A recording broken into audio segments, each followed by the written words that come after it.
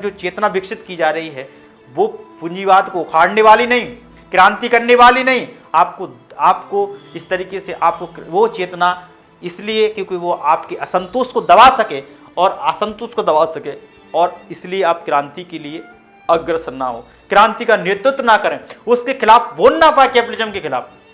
ऐसा इसका मानना है अल्थुजर साहब का। अल्थुजर साहब ने कहा कि इंसान को वर्तमान जो कैपिटलिस्ट सोसाइटी में रहते हैं लोग, कैपिटलिस्ट सोसाइटी में लोगों को लगता है कि हमारी स्वतंत्र अवधारणा है, स्वतंत्र चेतना है, हम लोग स्वतंत्र सोचते हैं।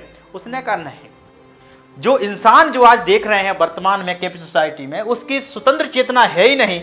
वो तो सोसाइटी यानी कि कैपिटल सोसाइटी, कौन सी सोसाइटी की? जो कैपिटल सोसाइटी है, कैपिटल सोसाइटी का क्या है? कैपिटल सोसाइटी ने का मानव बाय प्रोडक्ट बन गया और उसकी चेतना है ही नहीं। वो तो कैपिटल सोसाइटी की चेतना, क्योंकि मानव एक कठपुतली है। कौन किस कैपिटल सोसाइटी उसका मास्टर है, उस तरीके रन कर रहा है। आपको देखो, मजदूर अगर ऐसे कैसे करता है, जैसे अगर कोई मजदूर है, किसी मजदूर के साथ शोषण हुआ, एग्जाम्पल उसने बताया, जैसे कोई मजदूर है या गरीब है, अगर मजदूर के साथ शोषण हुआ, वो शोषण के खिलाफ वो जागृत होना चाहता है, आवाज उठाना चाहता है। उसकी आवाज को दबाने के लिए, ये मजदूर की आवाज को दबाने के लिए क्या करता है? नैतिकता का सहारा लेता है, मोटिवेशन थ्योरीज देता है नैतिकता के माध्यम से। अरे उद्योग संपत्ति में आग लगाना, क्रांति करना, हिंसक उपाय अपनाना, ये नैतिकता के खिलाफ है। ऐसी क्योंकि वो आपकी चेतना पर कब्जा करना चाहता है। नैतिकता के माध्यम से मजदूरों पर हिंसा नहीं करना, आंदोलन नहीं करना, प्रोटेस्ट नहीं करना, ये देशद्रोही है, राष्ट्रद्रोही है। अगर ऐसा करेंगे आप, तो कहीं ना कहीं वो नैतिकता के माध्यम से आपकी कॉन्शियसनेस पर भी कब्जा करना चाहता है, क्योंकि उसने अपना एनवायरनमेंट, कैपिटल सोसाइटी ने इस तरीके से अपना जो है नेटवर्क तैयार किया है और इंसान को सभी तरीके से कैपिटल सोच थिंकिंग के साथ उसको कब्जा कर लिया है और उसके अंदर इंडिपेंडेंट कॉन्शियसनेस उत्पन्न ना हो। इसलिए वो इंसान क्या, कठपुतली बन गया। हम लोग अपने ही कोई गाली दे रहे हैं, अपने जिम्मेदार, हम ही जिम्मेदार हैं, हम ही हमारी गरीबी के लिए जिम्मेदार हैं, हम ही अपनी बेरोजगारी के लिए जिम्मेदार हैं, हम पढ़ नहीं पाए इसलिए हम जिम्मेदार हैं। भाई साहब, हम कहां से बड़े स्कूलों में पढ़ पाते थे?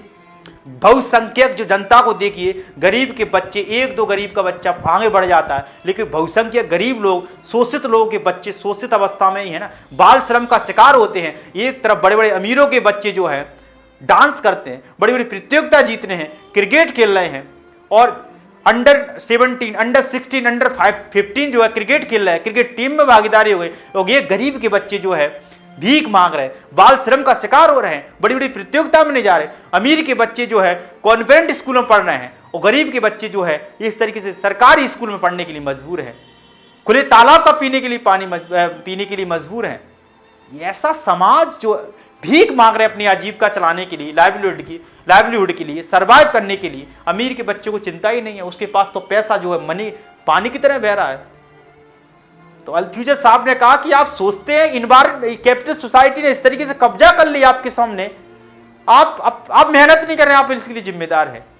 आप स्वतंत्र है ही नहीं भाई साहब, आपकी स्वतंत्र चेतना है ही नहीं। आप सोचते हैं कि ये है वो कैपिटल सोसाइटी का बाय प्रोडक्ट है आपकी कॉन्शियसनेस। आप तो कठपुतली है, उसका मास्टर कौन है? Society, capital society. वो आपको रन कर रहा है, आपको रेगुलेट कर रहा है, वो आपको कंट्रोल कर रहा है, और आप कह रहे हैं स्वतंत्र चेतना है हमारी, क्योंकि उसने मीडिया को कब्जा कर लिया, आपकी सोच को इस तरीके से कंक्रीट कर रहा है कि वो अपने हित को इसमें फुलफिल करना चाहता है। इसलिए अल्थुजर ने कहा कि कैपिटलिज्म अपना हिडन एजेंडा नहीं बताता। यही क्रिटिकल थ्योरी कहती है, जो मार्क्सिस्ट लोगों ने दी थी, जो फ्रैंकफर्ट स्कूल वाले थे उन्होंने दी थी ये क्रिटिकल थ्योरी। तो ये अपना हिडन एजेंडा नहीं बताना चाहती, ये लूटना चाहता है, अपने हिसाब से क्रिएट करना चाहता है।